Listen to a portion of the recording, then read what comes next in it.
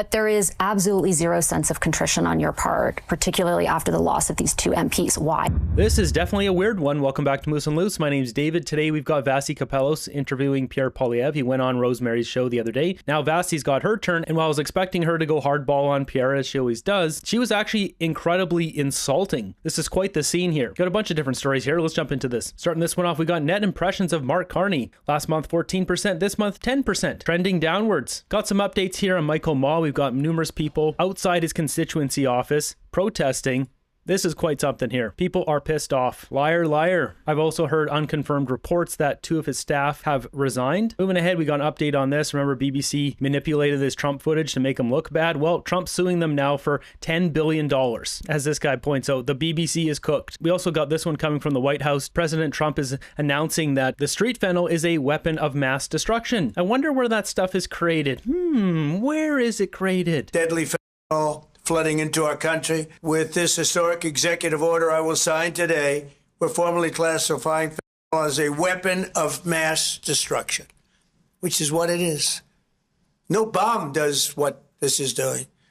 200 to 300,000 people die every year that we know of. He's not wrong here. It really is exactly what he said. I'm not going to say the words he said, but even just the smallest bits of it can take out dozens and dozens of people. It is worse than any pow-pow. At least most pow-pows obviously drop a nuclear bomb on entire city like Los Angeles or Vancouver, Toronto, then that's going to have catastrophic damage. But I mean, the street fentanyl is incredibly deadly. Precursors coming over from China. We have Mexican cartels in Canada taking this stuff, creating the street fentanyl in labs in Greater Vancouver, and that's become the world hub for shipping this crap out. How do you think our relationship with America is doing right now? They don't trust us, and they have good reason to not trust us. But our government's being run by a cartel itself that's in bed with China. Justin Trudeau was in bed with China, so was Mark Carney. Mark Carney's business partners with Xi Jinping. I've been doing a lot of work on my China section of the chart here, which is not quite ready. Stay tuned for this. Moving ahead, we got this interview with Vassy and Pierre, where she is incredibly insulting and lacking serious journalism here. But let's just call it as it is. Her clapbacks are quite awful. So we're jumping in here where she's talking about floor crosser from back in the day that went from the Liberals to the Conservatives, and why wasn't that a problem? And now it is a problem because Pierre's lost 2. I remember the caucus rising and applauding her, giving her a standing ovation as she made her way into the room. I remember Andrew Scheer at the time, now your House leader, then the leader of the party, saying disenfranchised Liberal supporters are wanted and needed in the Conservative Party. Why was it okay then and terrible now? Well, first of all, I think there's occasions when people have a difference of principle or their party goes against what the party had run on the last election. In other words, the party leaves them rather than them leaving the party, and that's not the case here. The members in question openly criticized Mark Carney for doubling the deficit. One of them even said that the grocery prices that Mark Carney is imposing on Canadians are inhumane, and that's a quote. That quote is from Chris D'Entremont. And not only that, Michael Maw compared Carney and his policies to that of slave labor. The interventionist red Liberals picked their winners, and they have chosen to give a discretionary government subsidy to unproductive rentier businesses that can only function on the modern equivalent of slave labor. So Pierre's 100% right here. Those two guys ran on the Conservative platform and then suddenly they just Jekyll and Hyde and switch. It's not like the Conservatives suddenly changed their policies and started doing eco net zero agenda and those guys are like, oh, I don't want to support that and switch party. So I do agree with Pierre on that. There is good reason to have the ability to cross a floor like that. I just don't think it should exist because people are corrupt. The top thing I fear would happen is exactly what's happening. You're seeing dirty deals. What stops China from depositing $1 million into a Chinese bank account and then saying, here you go, time to switch over to the Liberals? Nothing stops that. For that reason, I think there should be no floor crossing. It should be automatic by-election. That way, the system can't be corrupted. Even though there are situations where if the party completely changes, then it would make sense to cross the floor, but you just can't leave that open. This whole thing has to be removed because it's undemocratic to just bribe politicians and then votes don't matter. Right now, votes do not matter in Canada. Carney's playing this out, and you got to think back to when Mark Carney got elected. And they asked him, are you going to work with the NDP? He just kind of smiled and laughed. He's like, yeah, whatever. He just dismissed that because we know why. He had a Liberal plant in the Conservative Party and maybe he's had a couple of them. Maybe they knew that Chris D'Entremont was easy pickings. Maybe there's more of them. And maybe they know some of these people can be bought. 1 million, 2 million, how much will it take? Our system is completely broken because votes do not matter right now. Jumping forward here. I hear you say that you unequivocally don't think other MPs will leave for the Liberals. I ask because two Liberal ministers, Minister McKinnon, Minister Hodgson, have both intimated that there are others who have approached them. If MPs in your party were happy with you and your leadership, wouldn't they stay? Well, I think the ministers you just mentioned, along with Mr. Carney, are trying to manipulate an undemocratic majority that Canadians rejected that would drive up grocery prices, housing costs, and crime. Canadians voted against the rampant inflation Liberals have caused. They voted against out-of-control spending. They voted against the soft-on-crime laws and the open border immigration policies that Liberals have imposed. And if Mark Carney believes that he should have a majority to go ahead with the high-cost policies he's running on, then he should get that mandate from Canadians in an election, not through dirty backroom deals.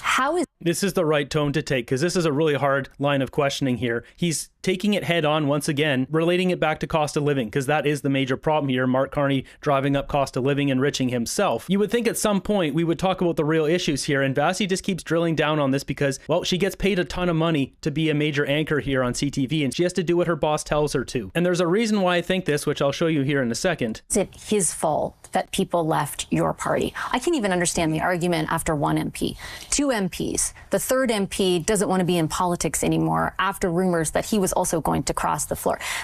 That's not a good argument to wrap Generu in with the other two. If he says he doesn't want to be in politics, then why would he go over to the Liberals? That makes no sense whatsoever, especially after he came out and said he wants to be with his family. He's moving to Victoria, where his family is. So why would he go to the Liberals if he doesn't want to be in politics anymore? That makes no sense. It's quite clear he didn't like how things were going in the House of Commons. Maybe he's tired of the Conservatives just always being in opposition. Maybe he's just tired of seeing all the liars in the Liberal bench day after day. So going back to McKinnon and Tim Hodgson, these guys are chronic liars, so anything they say can't be trusted. I'm more watching for their body language because that tells a lot more than anything they ever say. As for Michael Ma, this guy's a CCP puppet. He's directly connected to the United Front Work Department, the Chinese Communist Party, both from the Confederation of Toronto Chinese Canadians and from the Canada-China Federation of Entrepreneurs. These are United Front Work Department affiliated groups that Michael Ma is heavily invested in. Why doesn't she ask those questions? That would be real journalism. She's just saying, well, people are defecting, so it must be your problem. She doesn't look that this guy's a CCP puppet. It's embarrassing to watch this stuff. Michael Ma is so wrapped up in this, it's undeniable. I showed in the previous video them singing the Chinese anthem here. Michael Ma's right here. I also broke down this one. This is right off the Canada-China Federation of Entrepreneurs. Here's all the Chinese links converted that directly link to the Chinese Communist Party. It's endless. Look at all of these. Not to mention this organization under friendly links directly linking to the Ministry of Commerce of People's Republic of China. Michael Ma is the front face of this. And Vassy Kapelos, where's that? No research? Must be Pierre's fault. Weak journalism. Point is it not about them and it about you, with great respect? Well, with great respect, Mr. Carney has said that he wants to get a majority, not by winning in a majority government election, but by making backroom deals in order to get floor crossers. And but the Canadians made backroom deals too. Canadians specifically rejected a Liberal majority in the last election. The Conservatives did not get a Conservative majority by backroom deals. And I don't like backroom deals, but Carney's trying to steal a majority undemocratically. This is a big difference, and she should point this out. If she's a strong, credible journalist, she should point that out. And as for Chris D'Entremont, the guy was just upset that he didn't get to be speaker and get extra $50K. He threw a temper tantrum, and that was it. He's a self-serving loser. It has nothing to do with Pierre's leadership. Chris D'Entremont is a weak man. Majority of voters voted against that majority because they knew that it would mean a higher cost of living, that they would be unsafe in their streets.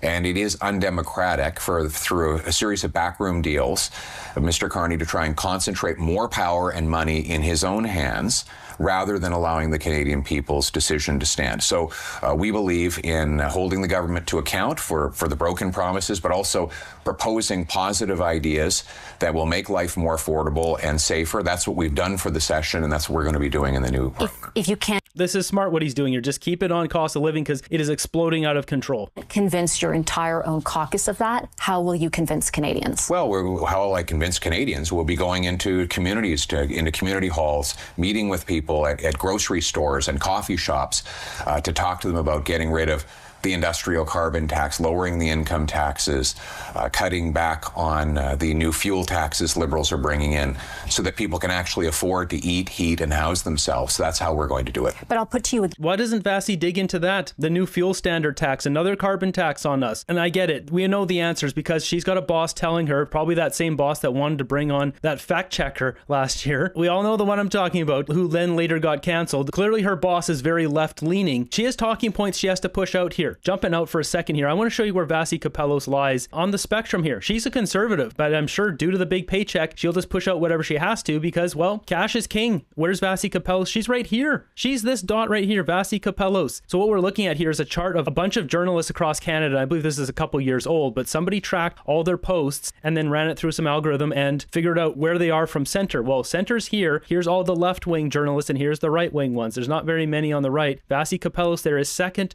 to the right over here. But once again, her line of questioning doesn't make sense. She's not pushing back on what would make sense, logical questions. There's no talk about the clean fuel standard, the next carbon tax coming in, for example. It's just disappointing. If you really want to do your job right, it's not pushing out talking points. But once again, she wants to pay the bills. She's got to push out the garbage, I guess, on CTV. Again, you could not convince two of your own MPs that those ideas were enough to stay in the party under your leadership.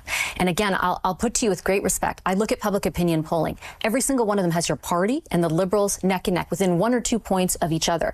But when you look deeper at your own personal numbers, the divide between you and the leader of the Liberal Party, the Prime Minister, is far more significant. You were supposed to win this election. You lost it. You didn't hold your own seat. You have now lost 3 MPs. At what point are you a liability to the Conservative Party? Well, we added 2.5 million votes. We had the biggest vote count in our party's history. We got 25 more seats, the biggest share of votes since 1988. Why?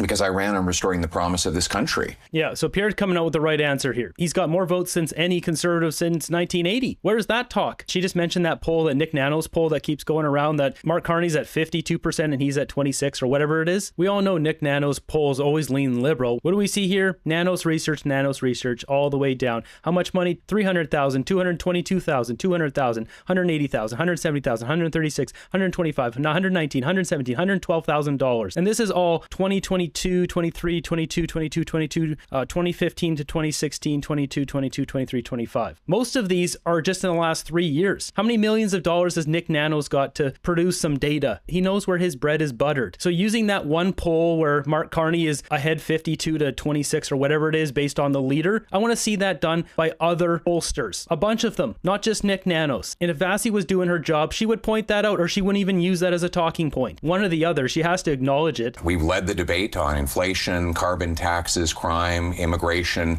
natural resources, drugs, and more, to the point where the Liberals have to plagiarize our words, even though if they don't actually put them into practice. So we've been driving the debate under my leadership, and we're going to continue to demonstrate that if Canadians want those policies that Liberals keep pretending to support, they're actually going to have to vote for the real deal in the next election. But you lost. At the end of the day, you lost, right? And I just don't understand kind of how, after all of that, and I'm not taking away from the election result, the significance of it, and certainly I've directed a lot of those questions at the Liberals to try and hold them to account. But there is absolutely zero sense of contrition on your part, particularly after the loss of these 2 MPs. Why?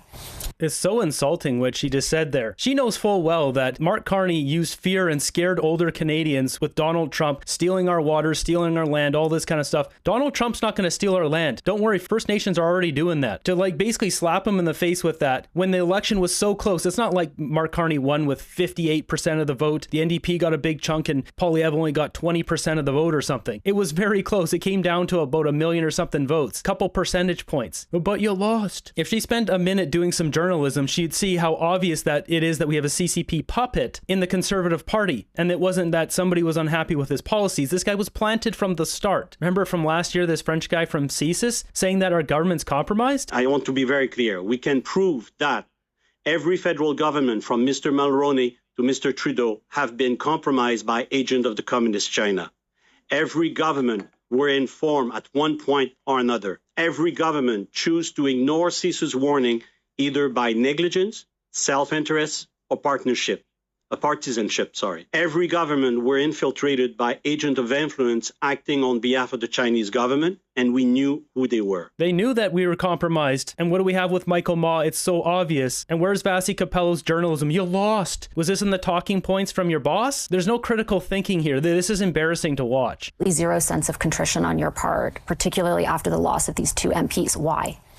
Well, I'm very troubled that they made that decision, but the people in their ridings voted for the conservative agenda that I'm continually leading on in the House of Commons, again, which is to make this country affordable once again. And I'm not, we focus a lot on the palace intrigue of Parliament Hill. We need to focus on the real lives of Canadians who can't afford to eat right now. We've got 2.2 million visits to a food bank every single month. That is twice what it was just a decade ago, a number that's increasing this year. Next year, grocery prices are expected to go up another $1,000. Family of four will be spending $17,600. So I appreciate the obsession around this place with the palace intrigue and the interpersonal debates, but what really matters is whether people can actually put food on the dinner table every night. And I'm the only one who's been consistently championing the right of people who work hard to have decent food, to have a good home, to live on a safe street. And that's what we're going to continue to do. I hope that big paycheck is worth it, Vassy. This was embarrassing to watch. Throughout this entire interview, Vassy Capellos could have easily compared Aaron O'Toole, Andrew Scheer, and Pierre Poilievre. And if she did that comparison, then it would be no comparison because Pierre got way more votes. This is all selective journalism. Likely from her boss, I showed you, she's a conservative, but that paycheck is king. It's really quite sad. With all that said, what is CTV running here? Well, it's another article. Poilievre won't rule out whether more conservative MPs will cross the floor to Liberals. There's no talk of Mark Carney's conflicts of interest, Mark Carney unable to get a deal with Donald Trump, Mark Carney doing dirty backroom deals to try to get a majority. They're once again attacking Poilievre. Of course they are, because the media is corrupt. It's really ironic Vassy Capello's asking Poilievre, why did you lose? You lost. When in reality, she's part of the problem. Now on the flip side here, surprisingly on CBC, they bring on Rick Bell, political commentator for the Calgary Sun, I believe. He goes off here. Christmas party one night, but then he stiffed Jamil Giovanni on Secret Santa and crossed the floor the next day. What are your thoughts on the response from the leader? There's all this commentary about Pierre. Why is he not changing? Why is Pierre not changing? He is not going to change. I agree. The end. I agree. Yeah. The end of the story. He is not going to change. This is him. If you try to dig in further and deeper, even I have tried to do that. I tried to do that in an interview, and he kind of made a bit of a joke about it when I asked him how he felt about coming so close but being so far. And yes, there could be another member of parliament almost certainly cross the floor, and then there'll be a majority government. But A, I do not believe that Pierre Poilievre is going to change. Number two, there are sufficient numbers, big numbers, within his own Conservative Party base who do not want him to change. Exactly. It's the media that wants him to change. I don't see the media criticizing Mark Carney and telling him to change for his rampant conflicts of interest, driving Canadians into poverty while he gets rich. Oh, that's right. They're not even covering his rampant conflicts of interest. They just want to attack Poilievre's character. Saying that he should change means there's something wrong with him. It's just a narrative. Like the way he is. Now, maybe they have some complaints about a strategy on one particular issue and another particular issue.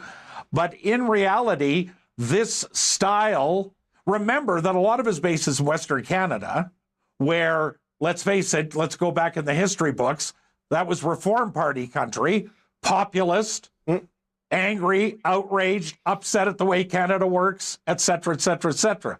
Then throw in affordability issues, law and order issues, et cetera. They like Pierre. In Alberta, over 60% of people voted for the Conservative Party of Canada. And if the election was today, it probably would be not that much different. Right. So these people who are saying, what could he do? The other question I think a lot of people out here are asking, and I'm going to ask the panelists and you, which is, what is it exactly people want him to do? Those people who want him to change or think it would be good that he changes, what do they actually want him to do? Is he supposed to change his policy? Is he supposed to change his demeanor? Is he supposed to change the tone of his voice, his body? What is it exactly? I've seen a lot of commentary on he must change, but there's not a lot of specifics, not a lot of battle plan on what it is he actually has to do to attract that so-called mushy middle voter and expand the base of the Conservative Party. So in the absence... Yeah, and that's it. They don't have anything aside from he's arrogant, he's this, he's that. He deflects questions. What does Mark Carney do? Mark Carney literally said, who cares about getting a deal with Donald Trump while thousands of Canadians have lost their job? Who's the one who's really arrogant? He's smug. I don't like the tone of his voice. All the criticism are surface level garbage. When it comes down to it, his policies are rock solid. That's why Mark Carney keeps pretending to rip them off. They go after these character things that you can't really change, like the tone of the voice or how he walks, how he talks, whatever. They don't have anything really to say about what he should change. He should have more introspection, reflect inwards. Who said that stuff? Mark Carney. Rosemary, look inside yourself. Who really needs to change here? Of that, Yeah. and I don't think he's the kind of guy who will change, but we can always be surprised. But also, I think change to what? What is this magic thing that will somehow make him more acceptable to people in Markham, for instance? Yeah. Speaking about that MP that crossed the floor. What is that thing they want him to say? Is it policy? Is it character? Is it tone? Is it not as much grievance? Or is it big Chinese money in a Chinese bank account? We're talking about Markham. Why did Michael Ma switch over there? What's the reason? What was he offered? He's offered something. Did Xi Jinping have something to do with it? Is it more salute? What is it? I don't know. I think the answer is yes. Because, I think that's what the data shows, that it's a bunch of concerns around those things. Like, change or not, that's up to him. Yeah, David Cochran here, really awkward because he doesn't know what to say. Maybe he should be more polite. What does he have to say? They don't know. It's just a talking point. It's a way to disparage his character because you have to change something means something's wrong. So they just keep saying he needs to change, but not saying what. It's saying there's something wrong with him. But as Rick's pointing out here, you challenge him on it. They don't know. What a clown show.